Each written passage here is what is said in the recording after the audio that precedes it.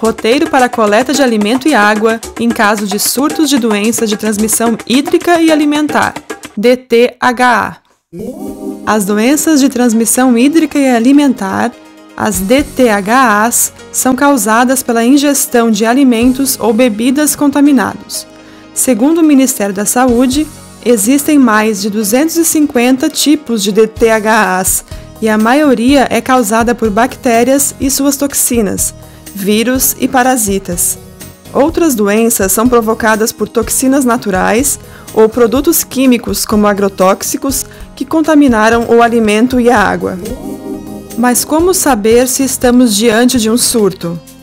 O surto é definido como um incidente em que 2 ou mais pessoas apresentam uma enfermidade semelhante, após a ingestão de um mesmo alimento ou água, e a investigação epidemiológica aponta esse alimento ou água como a origem dessa enfermidade.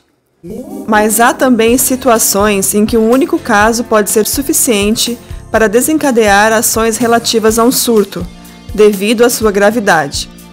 Casos como de botulismo ou envenenamento químico, por exemplo.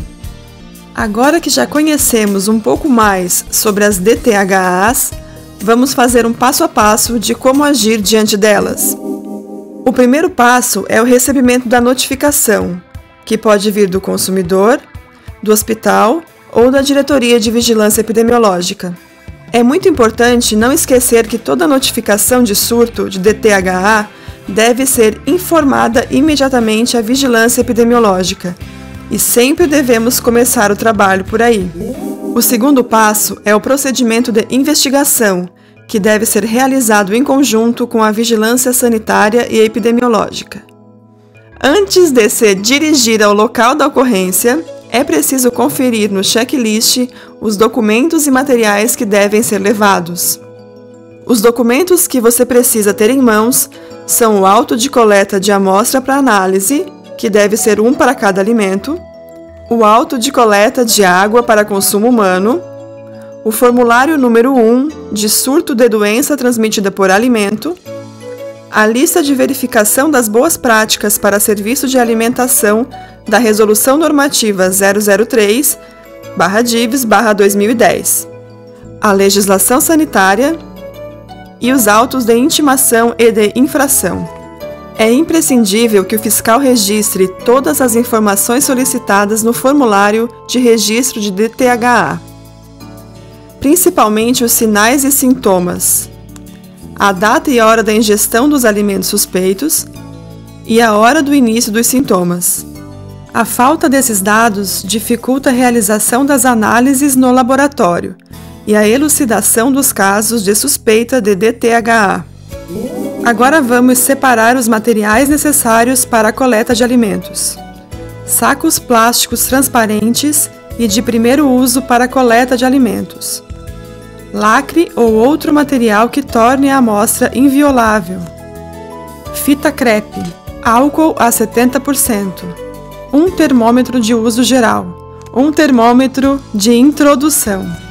2 caixas térmicas de 24 litros com gelo reciclado para armazenar e transportar o material recolhido. Uma para o alimento e outra para a água. E os equipamentos de proteção individual.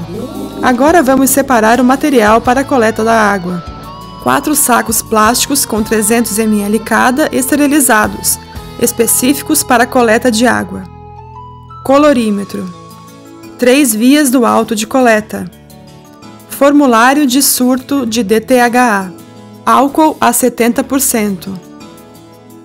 Caixa térmica com gelo. Neste segundo passo, depois de separar os documentos e materiais para a coleta, o fiscal vai até o estabelecimento. Deve começar preenchendo a lista de verificação das boas práticas para serviços de alimentação, da Resolução Normativa da Vigilância Sanitária Estadual, observando os pontos críticos de controle na cadeia alimentar. Se for um estabelecimento comercial, o fiscal vai lavrar, quando necessário, o auto de intimação. O auto deve conter a descrição das irregularidades e exigências, a medida cautelar, que é afastar das atividades os manipuladores que prepararam os alimentos na data de contágio, até estarem aptos para entrar em contato com os alimentos. Proceder à interdição do estabelecimento como medida cautelar. Também poderá ser lavrado o auto de infração, de acordo com as irregularidades encontradas. É importante evitar que os alimentos suspeitos continuem a ser consumidos ou vendidos e guardar, sob refrigeração, todas as sobras, na forma em que se encontravam acondicionadas. Quando o produto suspeito for industrializado, é preciso preservar as embalagens que devem ser encaminhadas ao laboratório. E, claro, orientar os doentes a procurar o serviço de saúde. A coleta só não precisará ser realizada se o produto estiver visivelmente alterado, deteriorado ou vencido. Agora vamos olhar com cuidado os procedimentos para a coleta de água. Começamos numerando as bolsas e os autos de coleta. Depois é preciso lavar as mãos e fazer a asepsia com álcool a 70 graus. A torneira também deve ser higienizada com o álcool. Deixe a água escapar por 2 ou 3 minutos com fluxo intenso. Realize a análise do cloro e efetue a coleta com a bolsa, na seguinte sequência. Destaque a parte superior através do picote. Abra a bolsa de coleta com auxílio das fitas laterais de cor branca, puxando-as ao mesmo tempo. Colete a amostra, evitando tocar nas paredes laterais das bolsas e nas bordas da torneira. Colete um volume da amostra. Retire o ar e dobre 2 vezes a parte superior. Segure a bolsa firmemente pelas bordas laterais, girando o saco sobre si mesmo. Dê ao menos 2 voltas.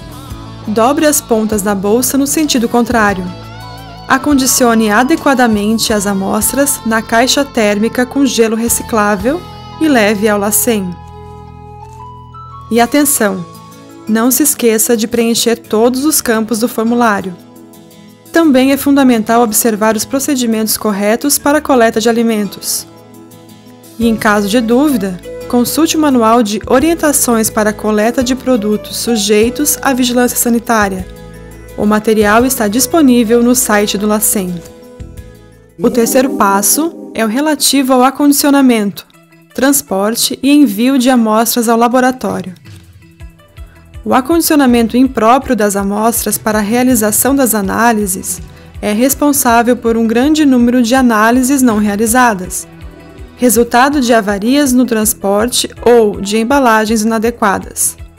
É preciso observar com atenção o procedimento correto.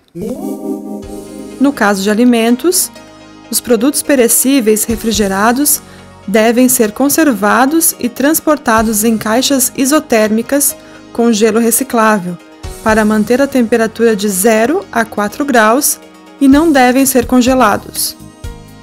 As amostras perecíveis, mas não refrigeradas, com temperatura acima de 10 graus, devem ser resfriadas, com temperatura entre 0 a 4 graus.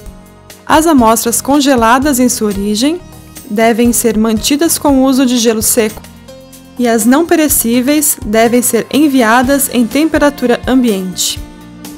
No caso da água, as amostras devem ser acondicionadas em caixa isotérmica, com gelo reciclável e de forma adequada para que não ocorram perdas durante o transporte. A quantidade de gelo deve ser suficiente para manter as amostras refrigeradas, entre 4 e 10 graus. Todas as amostras devem ser devidamente rotuladas e identificadas, acondicionadas em recipientes apropriados e acompanhadas de auto de coleta de amostras, formulário 01, e cópia do inquérito epidemiológico. O responsável pela coleta deverá comunicar ao laboratório, o mais rápido possível, o envio das amostras para análise, indicando quantos e quais alimentos serão encaminhados, número de pessoas envolvidas e doentes, sintomas e período de incubação. O quarto passo é o relatório de inspeção. Agora é a hora de elaborar o relatório de inspeção sanitária em surto de DTHA. O modelo de relatório de inspeção está disponível para download na página da Vigilância Sanitária Estadual. Depois de preenchido, deve ser encaminhado para as vigilâncias epidemiológica e sanitária estadual. Agora, o quinto e último passo: a emissão de relatórios analíticos. O laudo do LACEN será enviado por fax para a Vigilância Sanitária de origem e posteriormente por correio. Não esqueça, a tomada das medidas legais cabíveis, conforme previsto na legislação vigente, é papel da Vigilância Sanitária responsável pela investigação do caso ou surto de DTH. Outras informações poderão ser obtidas nos sites da Diretoria de Vigilância Sanitária, Epidemiológica e do LACEN. Aproveite as informações e um bom trabalho!